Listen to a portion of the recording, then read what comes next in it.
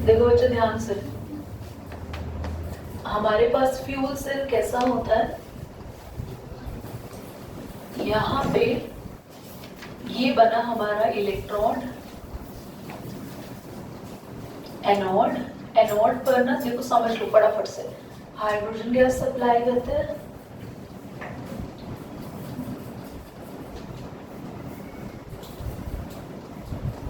और कैथोड से कौन सी गैस सप्लाई करते हैं, ऑक्सीजन। कौन कर रहा है वासी?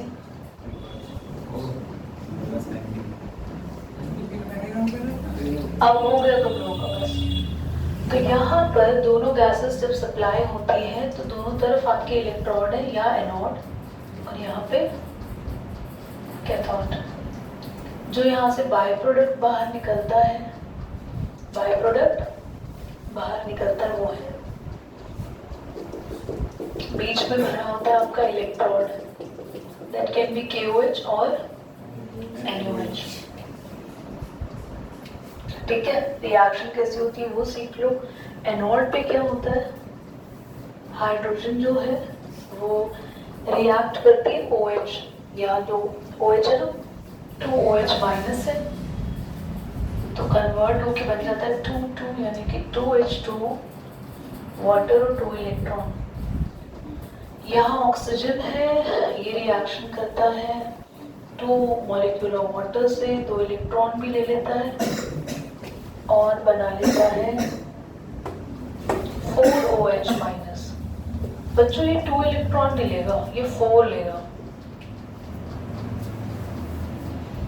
ये ऑक्सीजन आया इस तरफ से, इसने रिएक्शन किया इससे और बना 4OH माइनस। ठीक है, अब तुम मुझे बताओ दोनों रिएक्शन को, जिनको समझ नहीं है मैं फिर से बता रही हूँ, हाइड्रोजन ने रिएक्ट किया इनके OH माइनस से, कंबाइन होकर क्या बन गया 2 माइनस यानी 2 इलेक्ट्रॉन बाहर। ठीक है, उसके बाद O2 ने किससे रिएक्ट किया, H2 से। अब इन दोनों को मिलके OH माइनस बनाना था, पर कितने OH माइनस बन रहे थे, तो 4 इलेक्ट्रॉन इन्होंने ले लिए। अब इनको ऐड करने के लिए ये ना इलेक्ट्रॉन बैलेंस नहीं है, तो ऊपर वाली रिएक्शन को किससे मल्टीप्लाई, ये 4 हो जाएंगे, इलेक्ट्रॉन कैंसिल हो गए, ये भी 4 हो जाएंगे ना, ये भी कैंसिल, बचा H2 2O2 नहीं 2H2 प्लस O2 गिव्स, यहाँ पे 4 हो जाएंगे पर ये 2 से कैंसिल हो जाएंगे, तो कितना बचेगा ओनली,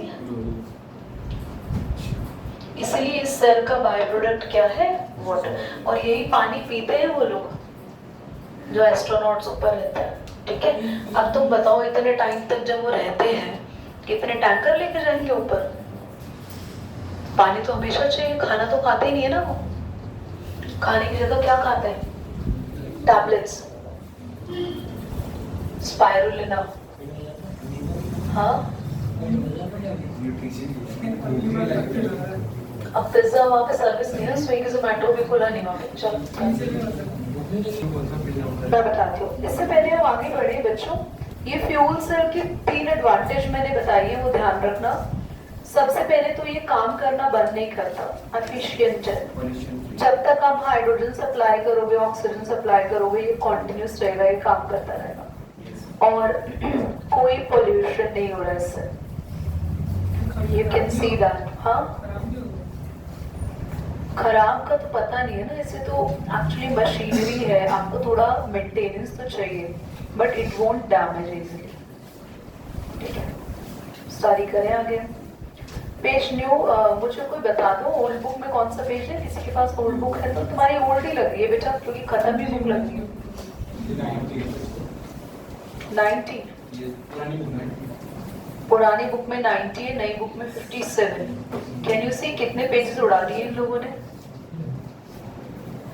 कोरोजन स्लोली कोड्स, मैं लिखवाती हूँ तो भी प्रिंस बोलता रहता है, मैं बुक से देखने को बोल रही हूँ तब भी बोल रही है, शरीर से आवाजें आना बंद नहीं होती। इधर देखो, corrosion slowly quotes the surface of metallic object and oxides of the other salt. Corrosion में जो भी मेटालिक ऑब्जेक्ट है उनकी जो सरफेस होती है उसके ऊपर एक कोटिंग आ जाती है। किस चीज की कोटिंग आ जाती है, हाँ, ऑक्साइड्स की। आपको पता है जैसे मान लो ये मार्कर है आयरन का, इज इट दिख रहा है इसमें? दिख रहा है, खाली मार्कर दिख रहा है, मैं नहीं दिख रही। हम भी आ जाते हैं चलो मार्कर के साथ। I need to place the book over there ना। फिर देखो, तो अगर ये मार्कर है और अगर हम इसके चारों तरफ कौन से एटम होंगे, अगर आयरन का है तो आयरन ही होंगे। इतनी देर में जब आप आयरन के जो आउटर एटम्स हैं वो एयर के कांटेक्ट में आके, वाटर वेपर्स के कांटेक्ट में आके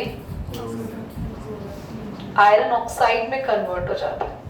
तो इसीलिए इसके ऊपर एक लेयर आ गई, ठीक है। रस्ट का फॉर्मूला क्या होता है? .XH2O। The rusting of the iron, tarnishing of silver, ये हमें पता है कि कोरोजन जो होता है वो सिर्फ आयरन में नहीं होता। सिल्वर ब्लैक हो जाती है, कॉपर की यूटेंसिल्स ग्रीन हो जाते हैं, पता है इसके बारे में। सिल्वर का फॉर्मूला क्या होता है? सिल्वर सल्फाइड, सिल्वर सल्फाइड में कन्वर्ट हो जाती है। कॉपर कॉपर कार्बोनेट में कन्वर्ट हो जाता है। ब्रॉन्ज, क्योंकि वो बना ही इससे, कोरोड होता है।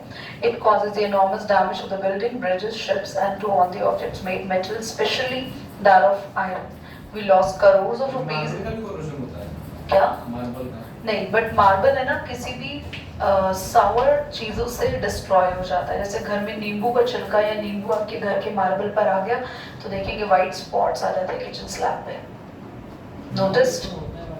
हाँ जी, व्हाइट मार्बल पे नहीं आते ना, तो जिनके घर में कलरफुल मार्बल है उनकी बात हो रही है। वैसे किचन के मार्बल्स तो मोस्टली ग्रीन होता है। हाँ, वो उसके पीछे एक वास्तु वाला रीजन है। क्या है? Black marble for the kitchen is not good. Even my marble, kitchen marble is black. I am trying to replace it. देखते हैं, आगे बढ़ते हैं। शिप्स हो गया, बहुत सारे ऑब्जेक्ट हो गए, वो सब बहुत सारी चीजें हम लॉस कर लेते हैं। अपने घर में देख लो ना कितना नुकसान होता है कोरोजन से। यस और नो? अगर आपने अपने घर में जैसे ऊपर ग्रिल लगी हुई है, उसको अच्छे से पेंट नहीं कर रखा, कोरोजन हुआ, वो खराब हो जाए। In corrosion, the metal is oxide, and by loss of electron to the oxygen, the formation of the oxide, corrosion of the iron is commonly known as rusting. Occur in the presence of water and air. The chemistry of the corrosion is quite complex, but it may be concealed, especially as in the electrochemical phenomenon. At a particular spot of an object made of iron, oxidation takes place. Of that spot be within a knot and can write the reaction as follows. पढ़ने में समझ में आ गया तुम्हें? Para तुमने सब पढ़ नहीं रहे थे? क्या बोला? सिंपल सी लैंग्वेज क्या बोला कि जो कोरोजन होता है उसमें मेटल क्या करता है? अपने इलेक्ट्रॉन लॉस कर लेता है, और अपने इलेक्ट्रॉन लॉस करने के बाद अपने आयंस में कन्वर्ट हो जाता है। और वो जो आयंस है वो नेचर में present water vapour and oxygen से क्या करेंगे? रिएक्ट करेंगे। इसलिए नेचर रिएक्शन देखो, नोट किए करके Fe से Fe2+ में कन्वर्ट हो गया, और क्योंकि 2 Fe है तो कितने इलेक्ट्रॉन का लॉस हुआ? बेटा प्लीज इस रिएक्शन को मार्क कर लो, और इलेक्ट्रॉन डी सेल को भी मार्क कर लो आप लोग जल्दी से। Electrons released at anodic spot move through the metal. ध्यान से देखना, electrons released at anodic spot, इसका मतलब क्या है? anodic spot, एनोड से जो इलेक्ट्रॉन निकले वो मूव करेंगे थ्रू द मेटल, मेटल से जाएंगे अनदर स्पॉट पे चले जाएंगे on the metal and to reduce the oxygen in the presence of H+. Can you see the cathode reaction flows? देखो सभी कैथोड में क्या हुआ? ऑक्सीजन एयर से आएगी, H+ कहाँ से आएंगे? वाटर वेपर से, और इलेक्ट्रॉन कहाँ से आएंगे? एनोड से आएंगे। और क्या बनेगा यहाँ पे? देखो ध्यान से देख रहे हैं, और ओवरऑल रिएक्शन उन्होंने कंबाइन करके यहाँ पे लिख दी। और ये जो H+ है ना, ये बहुत बार किसी एसिडिक सब्सटेंस से भी आ सकता है। जंग ना एसिड की वजह से भी लगता है। I don't know why they didn't mention that. एक बार ऊपर वाला पैराग्राफ हम दोबारा पढ़ेंगे। Electron release by anodic spot move through the metal, हमने पढ़ लिया। Go to the another spot and reduce the oxygen in the presence of H+, which is believed that 100% दे रखा है available from the H2CO3। तो माना जाता है कि H2CO3 से आ रहा है, पर हर बार नहीं है, क्योंकि जरूरी थोड़ी है हर बार हमारा जो आयरन है वो कार्बोनिक एसिड के साथ रखा हो, है ना। पर कार्बोनिक एसिड बच्चों नेचर में बन भी जाता है अपने आप। H2CO3 कार्बोनिक एसिड है, नेचर में भी फॉर्म हो जाता है। वाटर वेपर तो है ही, कार्बन डाइऑक्साइड है, so it can be formed over there. The ferrous ions further oxidized, मैं नीचे रिएक्शन के बाद वाली लाइन पर हूँ, by the atmospheric oxygen from the ferric ion. बच्चों आप ओवरऑल रिएक्शन का प्रोडक्ट देखना जरा, क्या है? Fe2+, Fe2+ और इलेक्ट्रॉन रिलीज करके Fe3+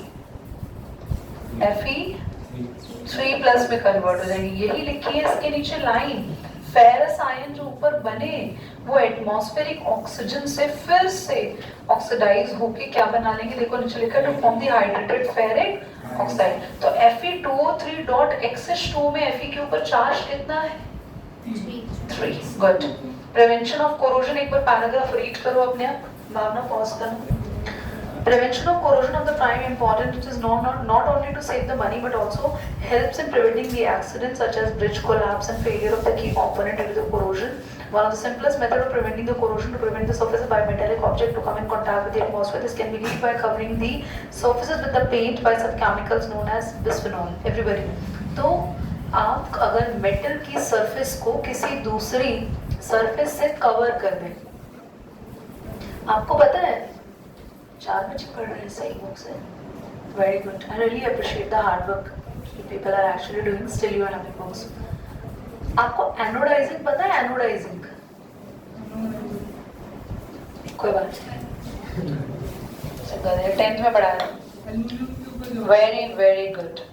एल्यूमिनियम जो होती है उस एल्यूमिनियम के ऊपर अपने आप ऑक्साइड की एक लेयर बन जाती है और वो लेयर कोरोजन वाली नहीं होती है। एल्यूमिनियम इतना रिएक्टिव है तो अपने ऊपर वाली लेयर के जो खाली फ्री एटम्स है ना, वो कन्वर्ट कर लेता है अपने आप को किसमें? किसमें बोलो, जल्दी बोलो, ऑक्साइड में। और वही लेयर ना बाकी के एल्यूमिनियम को प्रिवेंट करती है। मान लो ये एल्यूमिनियम की टॉप लेयर है तो ये वाले एल्यूमिनियम किस में कन्वर्ट हो जाएंगे? Al2O3 में। और आपको पता है ये एल्यूमिनियम से हमने ना इस मेथड से क्या किया? एनोडाइजिंग किया, और एक लेयर बढ़ा दी इसके ऊपर, और एक लेयर और एक लेयर और एक लेयर। तो जैसे लेयर पे लेयर हम बढ़ाते गए तो ये जो एल्यूमिनियम ऑक्साइड की जो लेयर थी, इससे एल्यूमिनियम बहुत स्ट्रॉन्ग और ड्यूरेबल हो गया। और आपके घर में जो प्रेशर कुकर अभी प्रेजेंट है, पुराने वाले की बात नहीं कर रही हूँ, जो ब्लैक ग्रीन लेटेस्ट रेड वाले नहीं चल रहे हैं, ब्लैक वाला है आपके घर में प्रेशर कुकर ब्लैक कलर का? हाँ, कौन सा है? सिल्वर वाला, हॉकिंस के जो, हाँ, और उसके भी आ रहे हैं ना, पिजन के, है ना। ब्लैक वाले प्रेशर कुकर की बात कर रही हूँ मैं, वो एनोडाइज्ड है। तवे भी आ रहे हैं आजकल ऐसे ना, पैन्स भी आ रहे हैं एनोडाइजिंग बहुत सारी चीजें आजकल आने लग गई हैं जिसमें हार्मफुल भी नहीं है खाना बनाना, क्योंकि रस्ट का कहीं से भी उसमें कोई कनेक्शन नहीं होगा। ठीक है।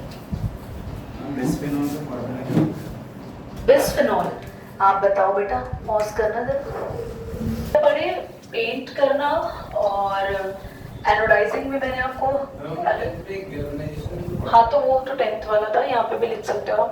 एक लेयर ऐड कर देना टिन की, है ना, टिन की भी कर सकते हैं लेयर, दोनों की कर सकते हैं। अब सेक्रीफिशियल मेथड में क्या होता है, अब जैसे ये मेटल का पाइप है ना, इतना बड़ा पाइप जा रहा है यहाँ से दूर देश तक, वो बना हुआ है आयरन का, हल्का सा भी जंग लगा पूरा पाइप चेंज करना पड़ेगा। अब इंडिया हो तो सड़क खोद दो, कभी भी टेंशन नहीं है। तब बात करें बाहर की कंट्रीज की, वेल ऑर्गेनाइज्ड। यहाँ तो पाइप डलने के बाद याद आता है, सड़क बन जाएगी फिर याद आएगा अंदर एक पाइप रहेगा, फिर वो डालेंगे, सड़क तोड़ देंगे। तो वहाँ ये सब काम नहीं करता है। वहाँ इस पाइप को कनेक्ट कर देंगे एक वायर के थ्रू, एक ऐसी मेटल के बड़े से ब्लॉक्स डालेंगे अंदर, और ये ना जान के वो मेटल ब्लॉक आयरन से रिएक्टिव मेटल का रखता है। तो जब भी जंग लगने का काम होगा तो इलेक्ट्रॉन डोनेट करने की बारी आयरन की नहीं आएगी, वो कौन कर देगा? Metal block. और मेटल ब्लॉक धीरे धीरे और जब इन्हें चेक करना है तो जाके मेटल ब्लॉक चेक करेंगे, छोटे से एरिया में गड्ढा होगा, वो ब्लॉक निकाल के नया रिप्लेस कर देंगे और फिर से। समझ आया?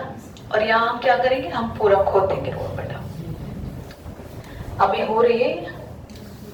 हाँ, प्रोडक्ट ऑफ इलेक्ट्रोलिसिस मतलब होता है क्या इसका कि हमें एनोड कर दी, हमें एनोड और कैथोड की रिएक्शंस लिखनी है। आपको याद है मैंने इलेक्ट्रोलाइट सेल पढ़ाया था बेटा, नींद से जागो मोहन प्यारे। हमने इलेक्ट्रोलाइटिक सेल पढ़ाया था, उसमें हमने पढ़ा था कि जो आयंस है वो दोनों के दोनों इलेक्ट्रोड्स के पास चले जाएंगे, वहां डिस्चार्ज हो जाएंगे, ये सब कुछ पढ़ा था हमने। मेरी बात को बहुत ध्यान से सुनना, what I am trying to say now. Product of electrolysis जो होता है ये आगे जाके 2 टाइप्स में हम इसको सॉल्व करते हैं। 2 केस बनते हैं। केस 1 जब हमारे पास इलेक्ट्रॉन्स कैसे हो, इनर्ट। केस 2 जब हमारे पास इलेक्ट्रॉन्स कैसे हो, नॉन इनर्ट। क्या करना क्या है दोबारा समझो। हमारे पास एक सेल होता है जिसमें हम क्या करते हैं, इलेक्ट्रोलाइसिस करते हैं, हमने पढ़ा था। इस सेल के अंदर 2 रिएक्शंस होती है, एक एनोड की और एक एनोड और कैथोड की रिएक्शंस हमें लिखनी है इस प्रोसेस के अंदर। पर शर्त क्या है, ध्यान से सुन लो। अगर आपके पास इलेक्ट्रॉन इनर्ट हो और इलेक्ट्रॉन नॉन इनर्ट हो तो उसे कैसे सोल्व करना, ध्यान से देखना। अगर इलेक्ट्रॉन नॉन इनर्ट हो, नॉन इनर्ट का मतलब एक्सेप्ट कार्बन एंड प्लैटिनम, इनको छोड़ के कोई भी और इलेक्ट्रोड दी हो, मतलब मान लो ये इलेक्ट्रोड ही कॉपर की है, तो आपका ध्यान इस सॉल्यूशन पे नहीं जाएगा।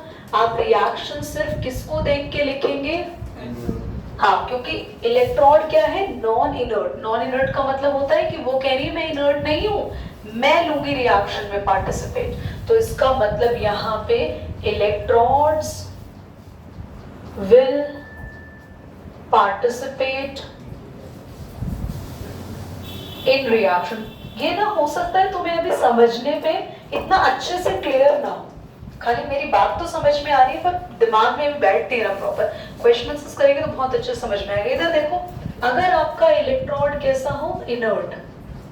इनर्ट का मतलब होता है कार्बन और प्लैटिनम और ग्रेफाइट भी कार्बन का ही टाइप है, इसमें से कोई भी इलेक्ट्रोड दे रखी हो तो इस टाइम पे क्या होगा, here in this case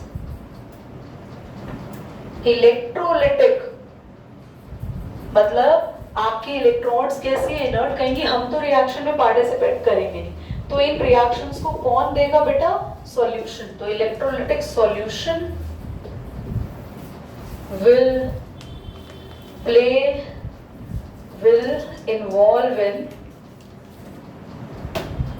involve in anodic and cathodic reaction। मैं आपको फिर बोल रही हूँ, ये बहुत अच्छे से समझ में अभी नहीं आया होगा। मैंने 100% में से लगा लूं सिर्फ 20% समझाया है, 80% समझना अभी बाकी है। तो वो 80% हार्डली 10 से 15 मिनट लगेंगे, 1-2 क्वेश्चंस करने हैं, तो आपको बहुत बेहतर तरीके से क्लियर हो जाएगा। और नेक्स्ट क्लास में हो सकता है मैं इस चैप्टर के कुछ क्वेश्चंस कराऊं, फिर हम इलेक्ट्रो। नॉन यूनिट में सॉल्यूशन क्या बोला था आपने? मैंने बोला अगर